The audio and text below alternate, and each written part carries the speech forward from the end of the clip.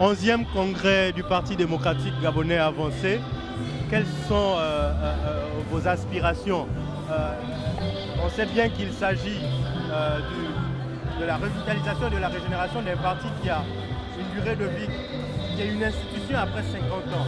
Quels sont vos avis? Tout d'abord, il faut dire que c'est un congrès pour qui les militants ont beaucoup d'attentes, en qui les militants ont beaucoup d'attentes. Et c'est le congrès qui va marquer la nouvelle donne politique du Parti démocratique gabonais parce que nous sortons d'une élection présidentielle difficile. C'est le moment de nous retrouver et de repartir sur de nouvelles bases. La revitalisation, la régénération de notre parti passe par la discussion.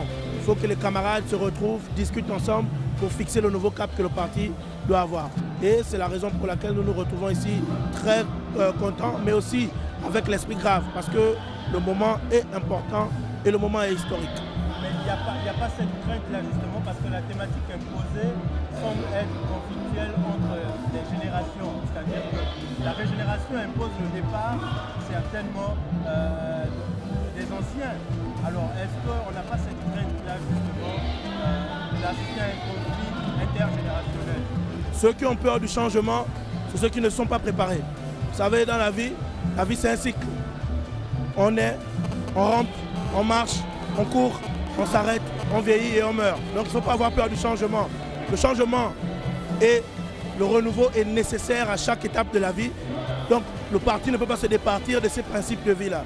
Donc il faut que nous changeons, mais il faut que le changement se passe ensemble et sans conflit. Merci. Mademoiselle, bonjour. Ça va, ça se passe bien? Ça se passe bien. Vous êtes contente? Oui, très contente d'être au milieu de mes camarades parce que le moment est important. Il était temps pour nous de nous retrouver après les conseils provinciaux pour pouvoir entériner tout ce qui a été pris comme décision. Et quelle est la place aujourd'hui de la femme? Écoutez, le distingué camarade n'a pas pris la décision par hasard de décréter la décennie de la femme. C'est parce qu'il avait remarqué qu'au sein du parti, la femme avait son mot à dire. Elle ne se situe pas seulement dans les festivités, dans tout ce qui est animation, non.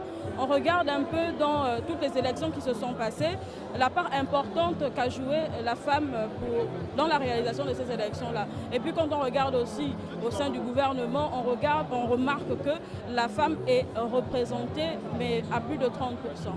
Donc la femme, la décennie de la femme, tant clamée par le distingué camarade, comme vous le dites, s'impose également au sein du PDG. Exactement. On peut dire qu'actuellement, les femmes se sont de plus en plus impliquées dans la chose politique. Ok, je vous dis merci et bon congrès à vous.